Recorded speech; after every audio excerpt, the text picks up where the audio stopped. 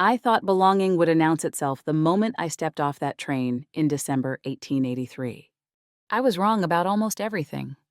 The Montana Territory sky stretched wider than anything I'd known in Boston, so wide it made me feel small, insignificant, like a period at the end of someone else's sentence. The cold bit through my wool coat, the one that had seemed so practical when I'd packed it 3 weeks ago. Too thin, too fashionable, too useless, like most of what I'd brought. Robert met me at the station, tall, with weathered hands and eyes that wouldn't quite meet mine. We'd married by proxy 2 weeks prior, legal strangers bound by paperwork and necessity and letters that now seemed to have been written by different people entirely. "Mrs. Cooper," he said, nodding, not a smile, not an embrace, a nod. "Mr. Cooper," I replied, because what else was there to say? The wagon ride to the ranch stretched eternal. I tried conversation, asked about the land, the livestock, the winter ahead. He answered in words of one syllable. Yes. No.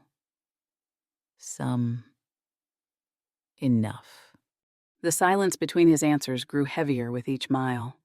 I'd crossed a continent to marry a man who apparently had used up all his words in those letters.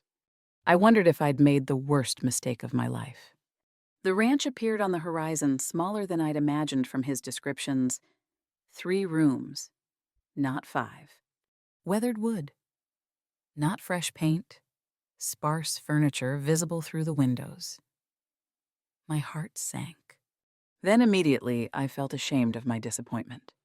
What had I expected?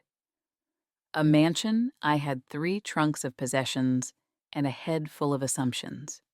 Within a week, I'd learn which mattered less. Robert helped me down from the wagon. His hand was warm through my glove, calloused and careful. He released me quickly, as if I might burn him. An elderly woman appeared in the doorway, wrapped in a shawl, her face creased with 70 years of Montana weather and wisdom. "You must be Anna," she said, and pulled me into an embrace before I could respond.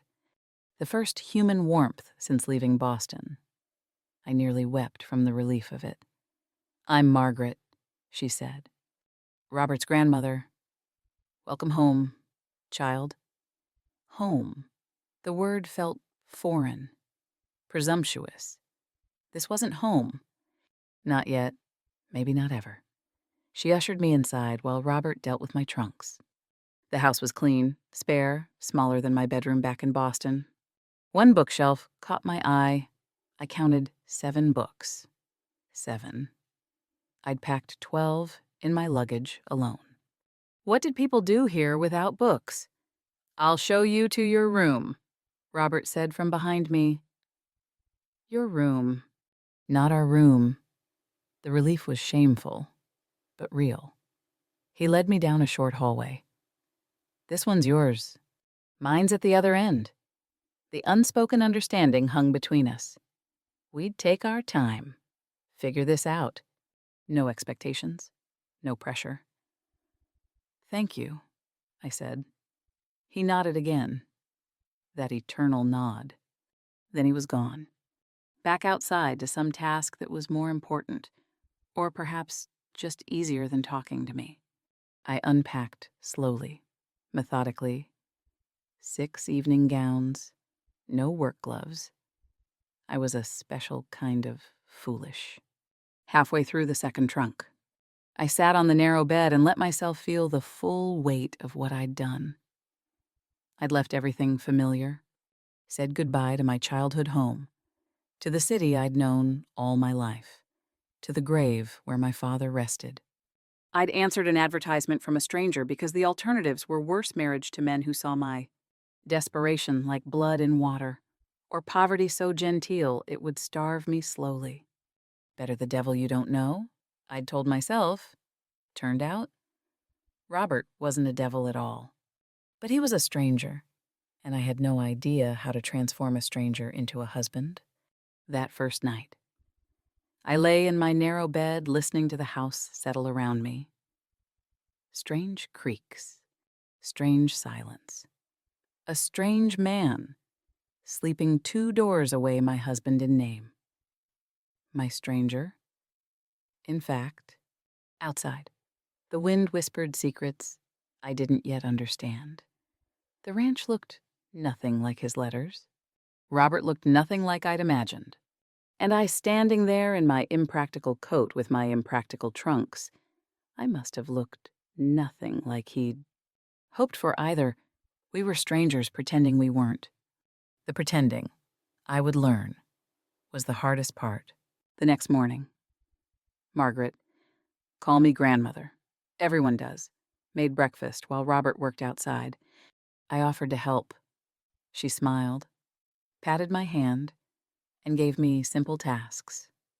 Slice bread, set the table, pour café. When Robert came in, he washed at the basin, sat at his place, and ate methodically without speaking.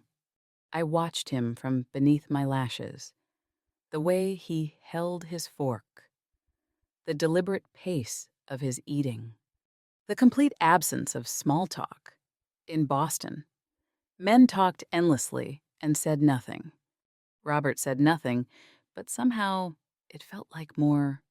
How was your night? Anna. Grandmother asked. Fine, thank you. And yours? Robert. Fine. We were all fine. Perfectly. Miserably fine. After breakfast, Robert stood. Got work. He looked at me briefly. Make yourself at home. Then he was gone. I helped grandmother wash dishes. She hummed while she worked, unbothered by the silence I found suffocating. He'll warm up, she said eventually. Give him time. Some men speak with their hands instead of their mouths. Watch what he does, not what he doesn't say. I dried a plate, considering this. What if he doesn't do anything either? She laughed, soft and knowing. Oh, he does. You're just not looking yet. I wanted to believe her. I wanted to believe this awkward beginning would transform into something resembling a marriage. But belief required hope. And I'd learned to be careful with hope. The days developed a pattern. Robert worked from before dawn until after dusk. I learned ranch wife duties from grandmother cooking, preserving, mending. The 1,000 small tasks that kept a household running. Meals passed in near silence. Evenings. Robert read by the fire while I sat near the window, pretending interest in my needlework. We were polite, so painfully, exhaustingly polite. Politeness, I discovered, is loneliness wearing good manners. A week passed, then another. We circled each other like dancers who'd never learned the same steps. He needed something from the barn. I offered to help. He said no thank you. I was in the kitchen. He waited outside until I finished. We were choreographing avoidance. But I started noticing things. The coffee stayed warm on the stove long after he'd finished his.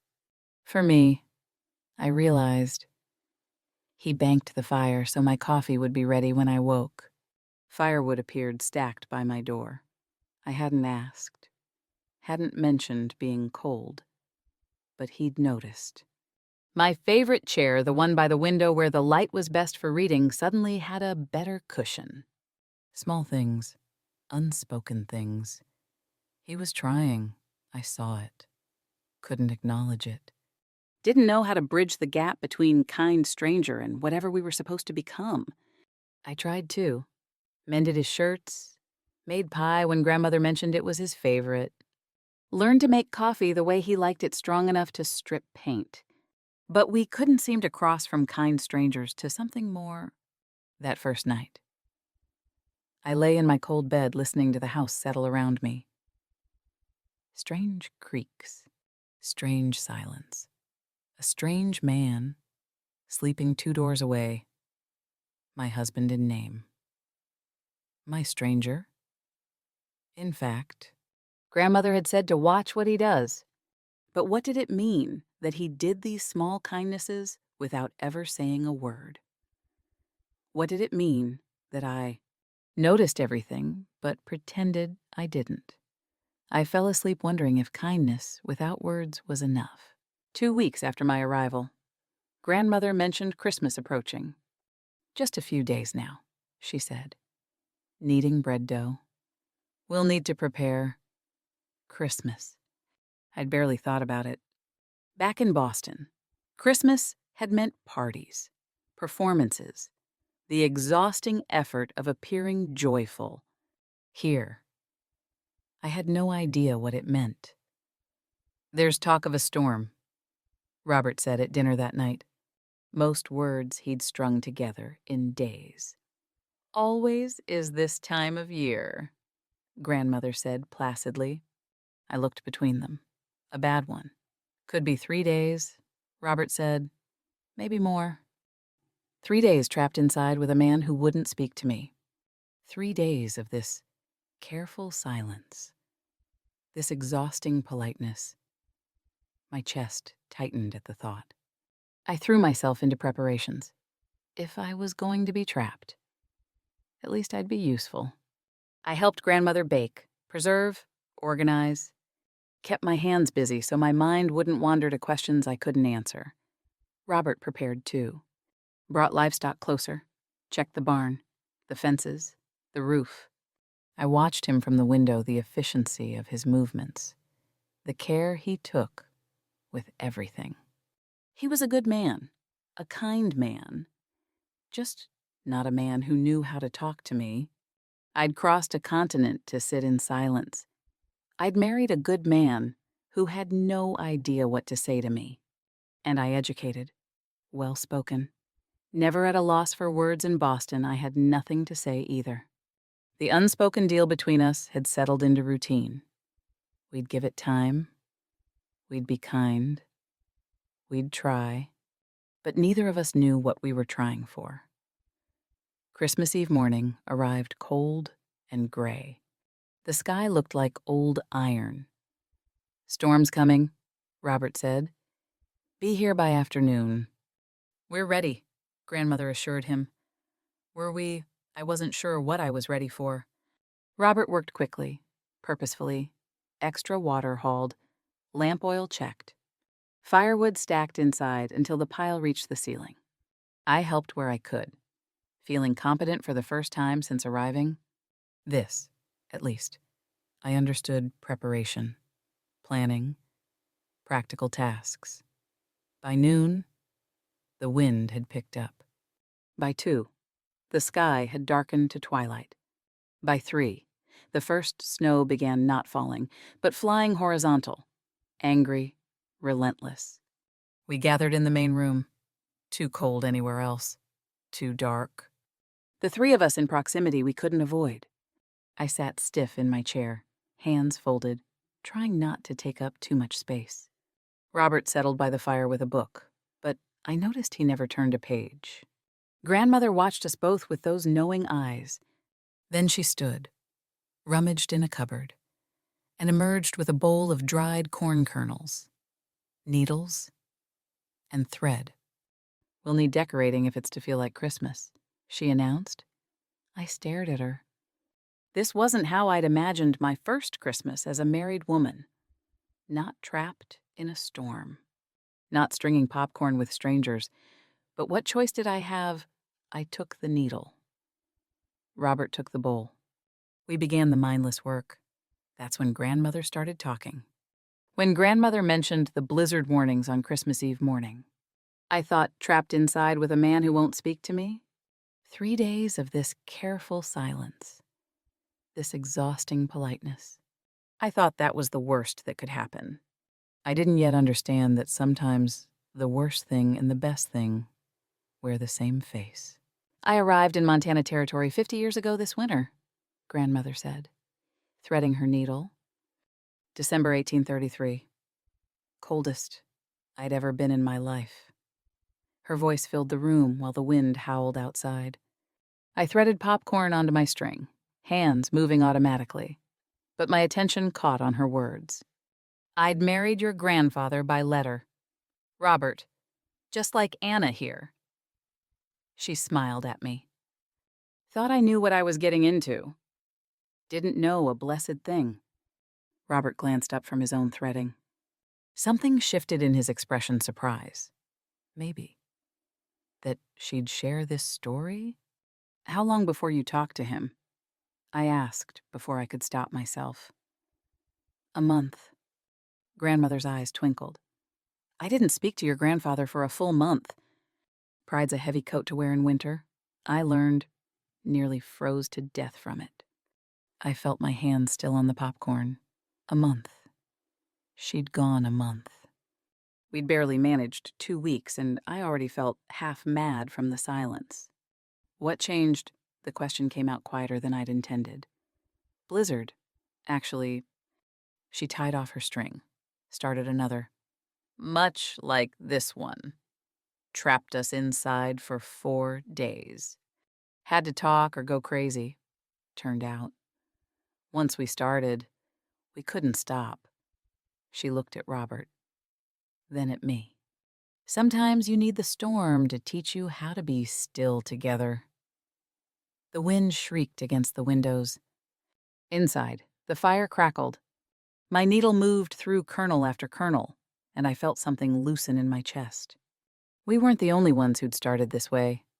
Silent, uncertain.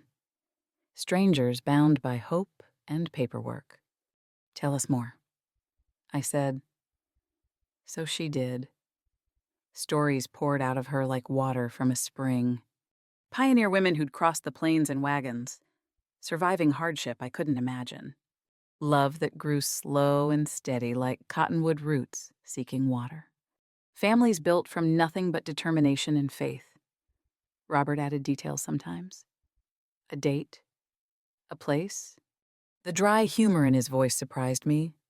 I hadn't known he had humor at all. We worked while she talked. Hands busy with simple tasks. Popcorn strings growing longer. The storm outside, raging while inside, something began to shift. That's enough stringing, Grandmother announced eventually. Let's bake cookies. We moved to the kitchen, small space. 3 people. Should have been awkward. But the work created rhythm. I measured flour. Robert brought supplies. Grandmother directed like a general commanding troops. Our hands brushed, reaching for the same cookie cutter. We both froze, both pulled back. Then Robert did something unexpected. He laughed, short, awkward, but real. After you, he said. Thank you, I said, and smiled. Actually smiled. Grandmother hummed contentedly. Rolling dough. The blizzard outside raged, wind shrieking, snow horizontal, the world erased to white. The storm inside, the one between Robert's silence and my uncertainty. That one still held its breath, waiting, but something had begun. We baked in Schiff's cookies in the oven while we strung more popcorn. Cookies cooling while we played cards at Grandmother's insistence. She taught me rummy. Robert won every hand but pretended not to notice when I cheated. You're letting her win, Grandmother accused. Am not. Are too. Maybe she's just good at cards. I wasn't, but I appreciated the lie. Evening came early in the storm's darkness. We ate simple dinner. Grandmother told more stories her daughter, Robert's mother, lost to fever years before. The grief in Robert's face when she spoke. The way Grandmother's hand found his shoulder. The love between them evident. Easy. Earned. I felt outside that love, but also privileged to witness it. This was what family looked like. This was what I'd hoped to find. Could we become this? After dinner, we sat close to the fire necessary for warmth. But the proximity felt different now. less uncomfortable, almost companionable. I didn't think storms could last this long, I said. Watching the window, 3 days, usually. Robert said, sometimes 4. Tell me about the ranch in spring. I heard myself say, when the snow melts, what's it like? He looked surprised I'd asked. Then he started talking. Not much, but more than he'd said in 2 weeks combined. The wildflowers that covered the meadows. The calves that would be born. The work of building and mending and growing. I listened, asked questions. Not from politeness, but curiosity. What did wildflowers look like here? How many calves did he need help with any of it? Could use help with the books. He admitted, numbers aren't my strength. Numbers are mine, I said. Are they? I kept my father's accounts for years. Something like respect flickered in his eyes. That'd be helpful, if you wanted. I want, I said. Grandmother watched us, saying nothing, but I saw satisfaction in her face. Her stories were working, building bridges, showing us how. That night, lying in my cold bed, listening to the wind howl, I realized I'd laughed today. Just once, just briefly. But I'd laughed with Robert, and Grandmother's words kept circling. Pride's a heavy coat to wear in winter. I'd been wearing that coat since I arrived. Wrapped in assumptions about what a wife should be, how I should act, what I should say. The coat was heavy, exhausting. Maybe it was time to set it down, maybe. I woke to the second day of the storm, still howling. Ice had formed inside the windows overnight, thick enough I could see my breath in the bedroom. I dressed quickly, layered everything I owned, and emerged to find Grandmother already making coffee. Robert came in from outside, dusted with snow. His face red from cold. How bad? Grandmother asked. Bad. Visibility's nothing. Temperature's dropping. He shook snow from his coat. We'll need to stay close to the fire today. The 3 of us gathered in the main room again. No choice. Everywhere else was too cold.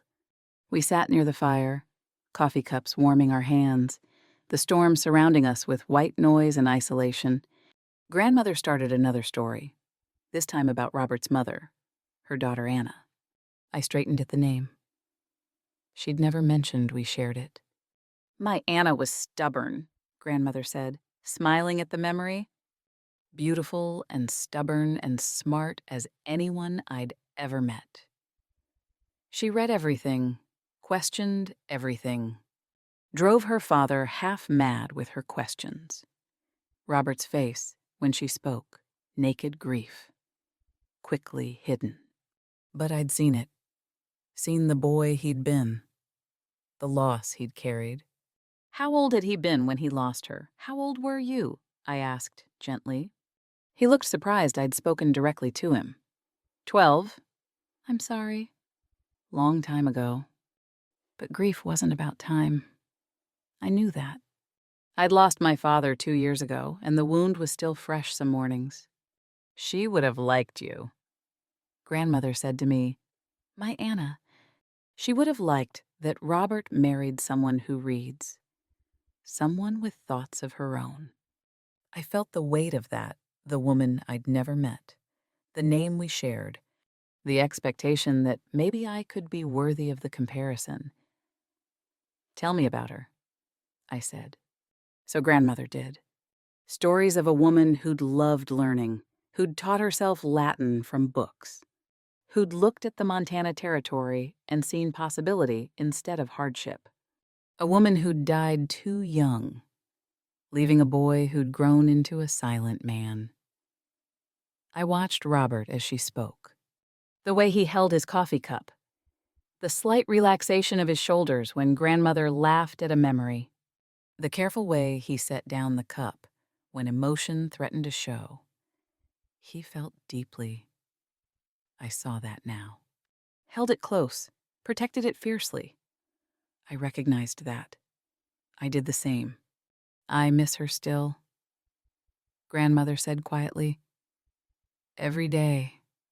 But she gave me Robert before she left. That was gift enough for a lifetime. She reached over, patted Robert's knee. The easy affection between them. The kind of love that needed no words. Something loosened in my chest. Maybe it was Grandmother's stories giving permission. Maybe it was seeing Robert's vulnerability. Maybe it was the storm stripping away pretense. I started talking. Not the polite version. Not the edited story I'd planned. The truth. I told them about Boston. About my father's death and discovering the debts he'd hidden. About the genteel poverty that followed keeping up appearances while selling everything we owned piece by piece. The marriage proposals from men who saw desperation like blood in water. One man offered to clear the debts in exchange for marriage, I said. Staring at my coffee, he had 3 children who needed a mother, and a mistress he had no intention of giving up. He made that clear from the start.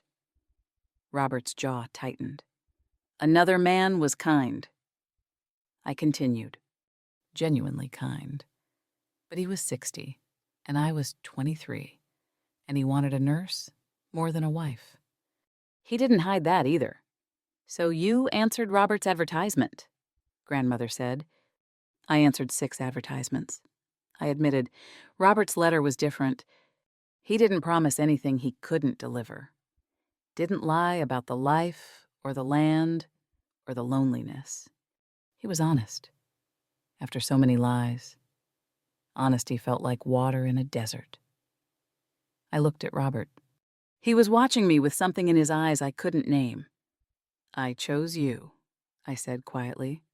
Not because I was desperate. I was desperate. But I chose you because your letters were true. Because you didn't pretend the life would be easy. Because I stopped, swallowed. Because I thought maybe honest was enough to build on. Silence. Then Robert spoke. His voice rough. That took courage. Coming here. Leaving everything. First compliment he'd given me. First time he'd really seen me, not the idea of a wife. But me, I was afraid too. He continued. Still am. Afraid I'll disappoint you. Afraid you'll wake up one day and regret answering that letter. Afraid I'm not...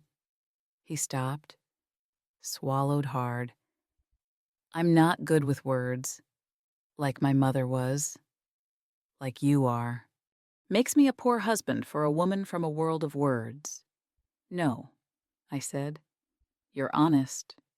That makes you a good husband. We'll figure out the rest. Grandmother stood. I'm going to rest. Storm's wearing on these old bones. But her smile was knowing.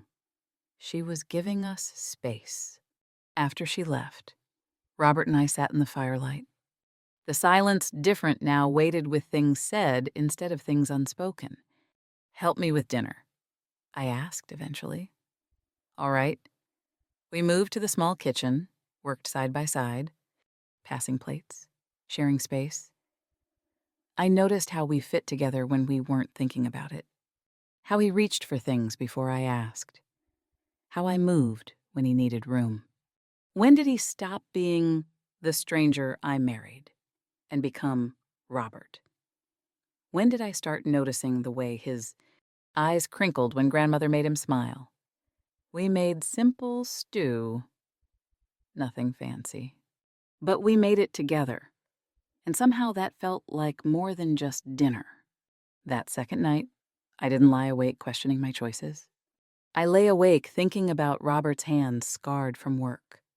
Gentle when he'd touched Grandmother's shoulder. Careful when he'd passed me the coffee cup earlier. Hands that said what his mouth couldn't. Grandmother had told me to watch what he does.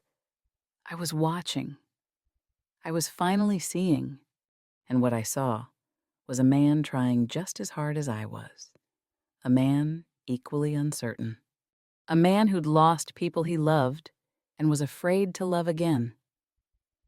I understood that fear. I carried it too. But maybe we could carry it together. The third morning came with cold so fierce I could see ice crystals forming in the air itself. We huddled close to the fire, every movement deliberate to conserve warmth. Robert checked the windows, his expression grim. It's dropping. Dangerous cold. How dangerous? I asked. Don't go outside unless you have to dangerous. An hour later, he went to check the barn.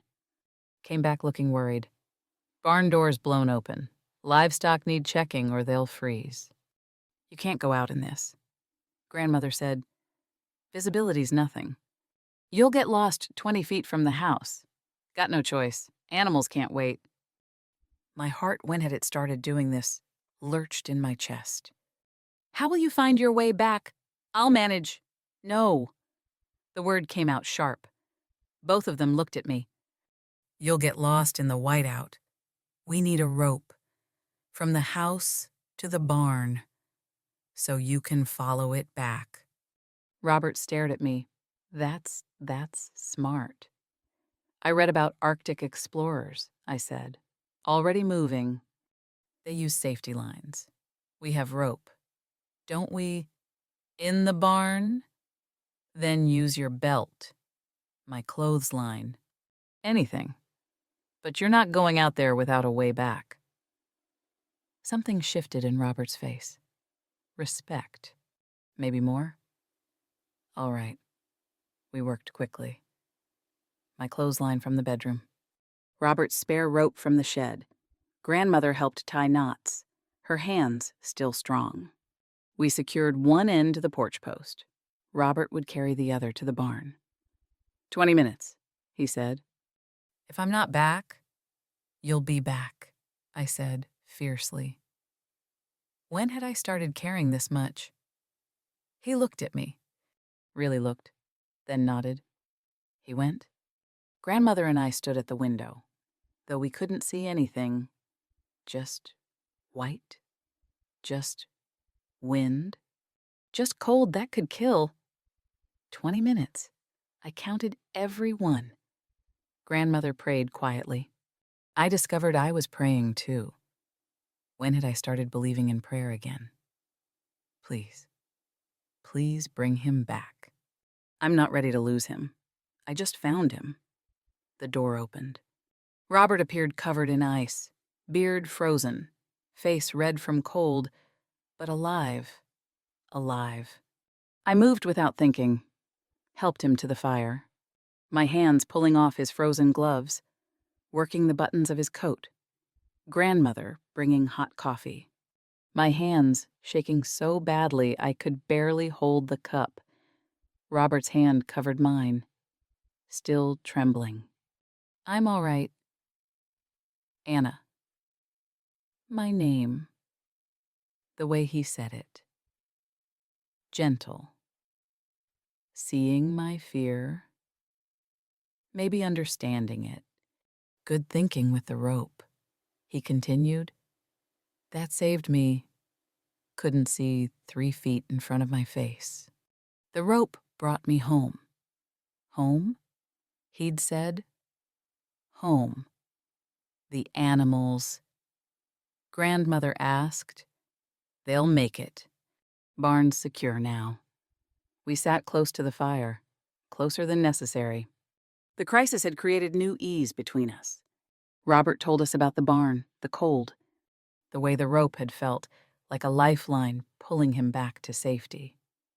I listened, but my hands still shook. You were really worried, Robert said quietly. Of course I was worried.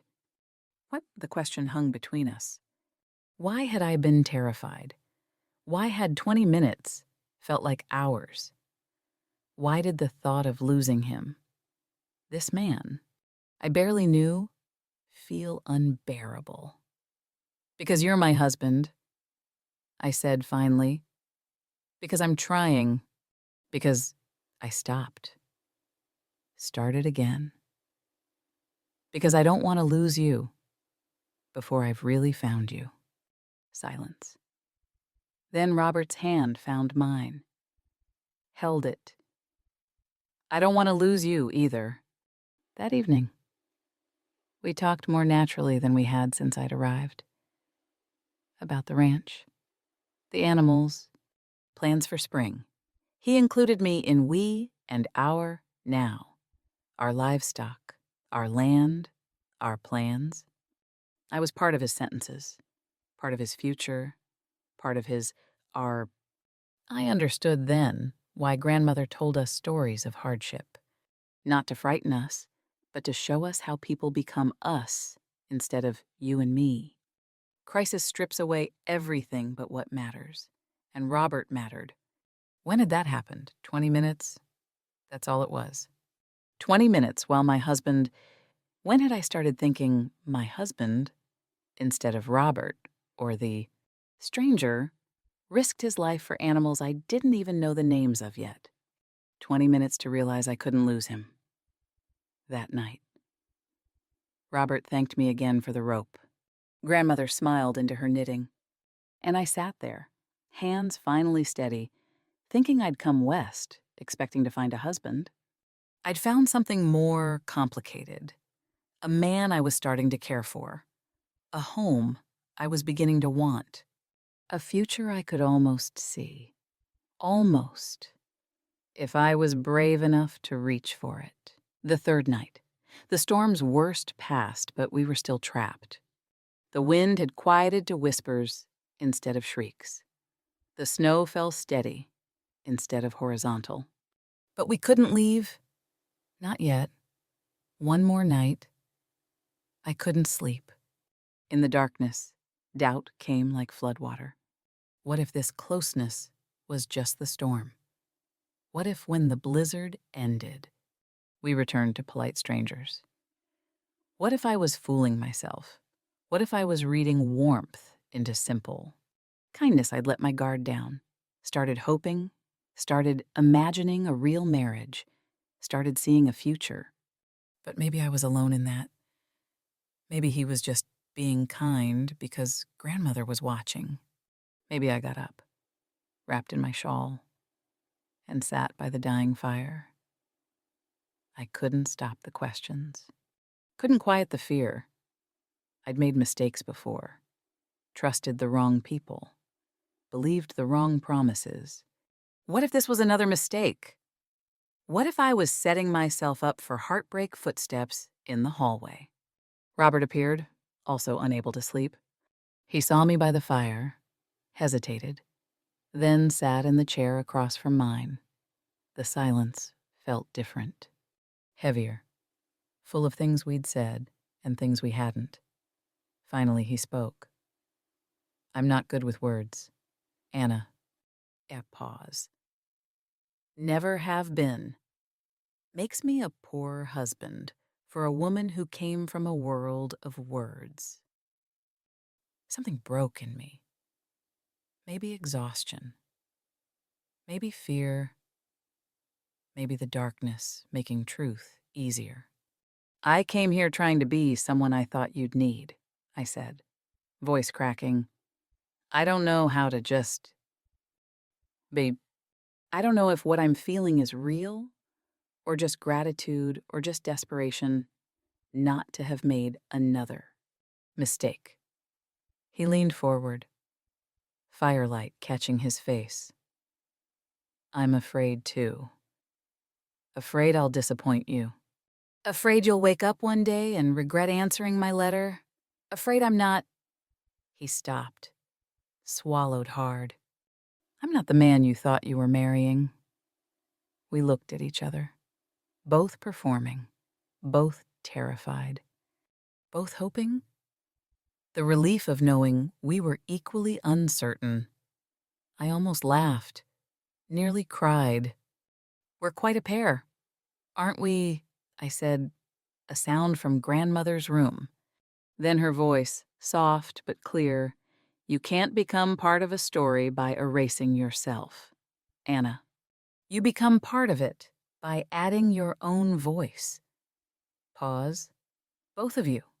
Stop trying to be what you think the other needs. Try being what you are. She'd been awake, listening, waiting for us to say the things we needed to say. Silence settled again. Different now. Robert's hand slowly reached across the space between chairs. My hand met it halfway. We didn't speak. Didn't need to. The touch said, "I'm here. I'm afraid too. I'm willing to try. Let's try together." Minutes passed. The fire died lower. Our hands stayed joined. "I don't want to go back to silence," I whispered finally. "Even if it's awkward. Even if we fumble. I don't want to go back." "Neither do I," Robert said. Something shifted. Deep and fundamental. Not because doubt was gone, but because I chose to trust anyway. I realized I'd been so busy trying to fit into Robert's life that I'd forgotten I was supposed to be. Building our life something neither of us had lived before. Something we'd create together. If I was brave enough, if he was. The fire died completely. We sat in darkness, hands still joined. Outside, the storm's last whispers faded. Inside, something new was being born. What if I'd let myself hope for nothing? What if 3 days of storm-enforced closeness had tricked me into thinking we'd built something? What if Christmas morning came and he went back to one-word answers and I went back to performing and grandmother went back to watching us fail? He was afraid too. Somehow that changed everything. We weren't hero and burden, rescuer and rescued, confident and uncertain. We were two people equally terrified of failing each other, equally hoping not to. That felt like truth. That felt like something to build on. "We should sleep," Robert said eventually. "Christmas tomorrow." "Yeah, Christmas," I echoed. We stood, still holding hands, at my bedroom door. He squeezed my fingers gently. "Good night, Anna. Good night, Robert." I went to bed, lay in the darkness, knew something had shifted. I'd stopped asking if I could belong here. I'd started asking how to build belonging together. The answer, I suspected, would take more than 3 days in a blizzard. It might take a lifetime. I found I wanted that lifetime. With him, we sat there holding hands in the darkness until the fire died completely. Didn't speak. Didn't need to. Grandmother's words echoed, "Add your own voice. Stop erasing yourself." When I finally went back to bed, I knew something fundamental had changed. I'd stopped asking if I could belong here. I'd started asking how to build belonging together. The answer might take more than 3 days in a blizzard. It might take a lifetime. I found I wanted that lifetime. With him.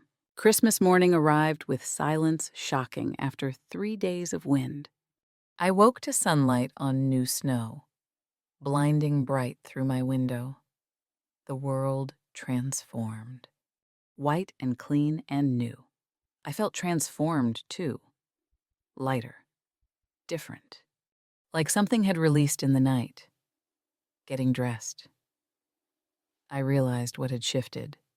I'd been trying to belong by conforming, shrinking myself, editing my thoughts. Performing rancher's wife, like a role in a play, but belonging doesn't come from conformity.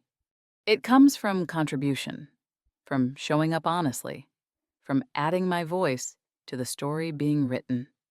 I could choose that, choose authenticity over performance, choose truth over politeness. I joined them in the main room, grandmother and Robert already up, coffee made. The easy warmth between them. And now, space for me in that warmth. I poured coffee without asking if I should. Just did. Sat at the table. Felt myself part of the scene instead of watching it. Merry Christmas, Grandmother said. Merry Christmas. Robert and I answered together. We made simple breakfast. Biscuits and preserves and eggs from the few chickens brave enough to lay in winter. The food tasted better than anything I remembered. Maybe because I was different. Maybe because we were different. Tell us about Boston Christmases, Grandmother said. In the past, I would have given polite, edited answers, spoken of parties and presents and traditions, left out the loneliness, the performance, the hollow feeling that came from going through motions without meaning. Today, I told the truth. I told them about the Christmas after Father died, the creditors at the door, the shame of selling Mother's jewelry to pay for dinner, the marriage proposals that arrived like wolves scenting weakness. Christmas had meant obligation, not joy. I said, until now. This Christmas, trapped in a blizzard, barely knowing each other, this feels more real than anything before. Robert listened, asked questions, then shared his own memories, childhood Christmases with his mother. The years after she died, when Christmas felt like wound more than holiday. How Grandmother had slowly taught him to find joy again. We were weaving stories together. His and mine and Grandmother's, creating something new from our different threads. Anna, Robert said after breakfast. We were cleaning up, moving naturally in the kitchen. Do you regret coming? The question hung between us. I could be polite, could lie. The old Anna would have. I regret the week I wasted being afraid. I heard myself say, I don't regret this. I don't regret you. Robert's face, surprise, relief, something tender. He reached for my hand across the table. I've been afraid too. Afraid I couldn't be what you needed. Pause. Maybe we don't need to be anything but honest. Maybe that's enough to start with. Maybe, I said. But I was smiling. Because maybe was hope. Maybe was possibility. Maybe was us choosing to try. Grandmother watched, satisfied but quiet. This was our moment. I felt it crystallize. The choice. Not to try harder to fit in, not to perform better, but to be myself. Eastern education, Boston manners, impractical ideas, all of it. And trust, that was enough. Trust that he wanted me honest, not perfect. I want to try, I said. Really try. Not performing, not pretending. Just us. Learning together. I'd like that, Robert said. I'd like that very much. We held hands across the table. Grandmother stood. Started preparing Christmas dinner. Hummed while she worked. We'd be all right. Her stories had built the bridge. Now we were walking across it together. After cleanup, Robert said. Want to see the ranch? In this snow. Storm's over. Sun's out. Be ashamed to waste it. We bundled in layers. Stepped outside. The world was white and new and so quiet after the storm. Stillness that felt holy. Robert showed me the land. Pointed out where things would be in spring. The meadow where wildflowers grew. The creek that ran through the property. The places he'd planned to expand. Our plans, he said. If you want, numbers are your strength. I could use help with the books, with planning, with figuring out what comes next. I was part of the our now. I want, I said. I want to help. Want to build this together. We walked through snow that came to our knees. Difficult work. But we worked it together. Robert breaking trail, me following in his footsteps. Sometimes he'd reach back, help me over a drift. Sometimes I'd point out something he'd missed, a fallen branch, a drift against the barn. Belonging, I discovered, isn't a destination you arrive at. It's a choice you make every day to show up honestly, to let yourself be seen, to add your thread to the tapestry instead of trying to match threads already there. His hand in mine felt like promise, not perfection, not certainty, just willingness. Two people willing to try, willing to fail, willing to learn. That was enough.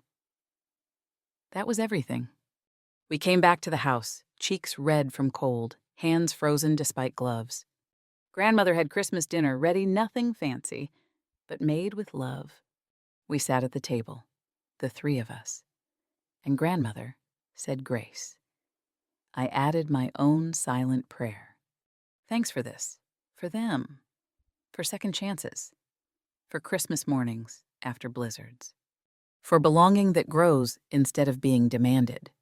That afternoon, we decorated the house with our popcorn strings. Put them around the windows, the doorways, the mantel. Simple decorations. But they transformed the sparse room into something festive. Something ours. I'd spent a week trying to become who I thought he needed. I'd spent 3 days in a blizzard discovering who I actually was. Christmas morning, I chose to be that woman imperfect, uncertain, but honest. I chose to trust that honest was enough. Later, we went outside together, the three of us. The world white and new and so quiet after the storm. Robert showed me the ranch in daylight, pointed out where things would be in spring, talked about plans. Our plans. He said, I was part of the our now. Not because I'd earned it by performing, because I'd chosen it, and he'd chosen me. Honest, imperfect, ours. Spring came to Montana Territory like a promise being kept. I write this months after that Christmas blizzard, sitting at the kitchen table while Robert works the books beside me. We've developed a rhythm. He handles the ranch. I handle the numbers.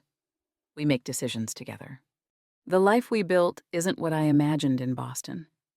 It's better, more real, more ours. March brought the first wildflowers, tiny purple blooms pushing through snow that hadn't fully melted. I showed them to Robert, like treasure. He smiled, said, "First sign. More coming." He was right. By April, the meadows were covered in color. Yellow and purple and white. A painter's palette spread across land that had been white for so long. I walked through them, skirts dragging, and felt something I hadn't felt since childhood, pure joy untainted by worry. Robert found me there one afternoon, happy. "Yes," I said. Simply, honestly. He took my hand. We stood in the wildflowers, and he said, "I want to marry you again. We're already married. I know, but I want to choose you again.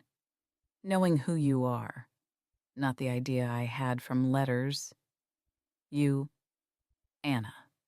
The woman who reads too much and has opinions about everything and isn't afraid to argue with me about ranch. Management." I laughed.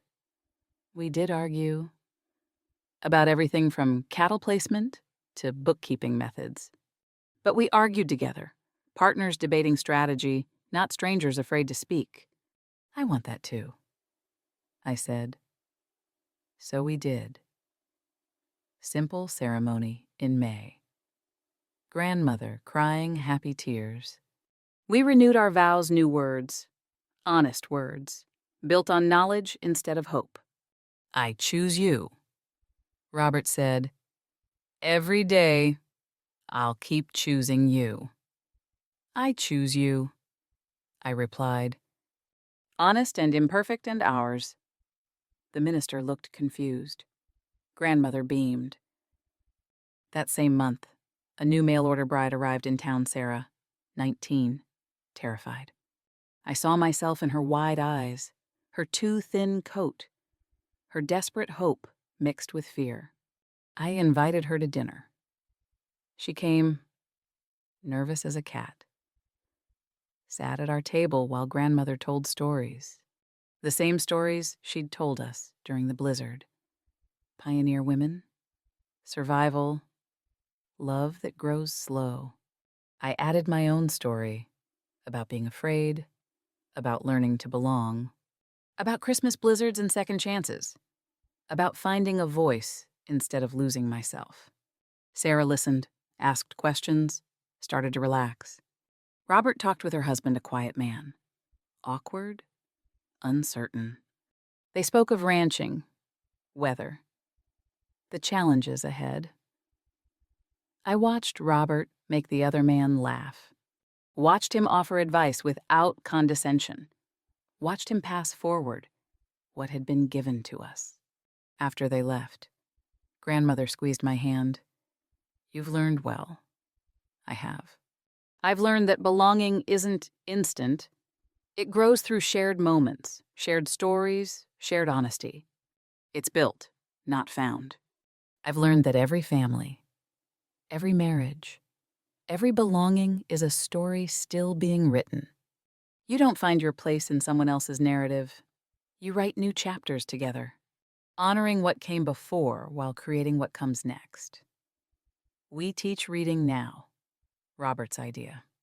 Ranch hands gather twice weekly at our kitchen table, learning letters. Some are boys, some grown men who never had the chance. I teach, Robert helps. Grandmother makes coffee and tells stories during breaks.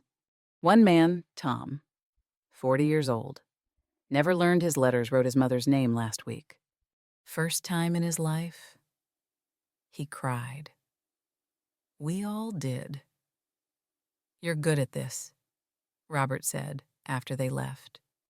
We're good at this, I corrected. He smiled, kissed my forehead.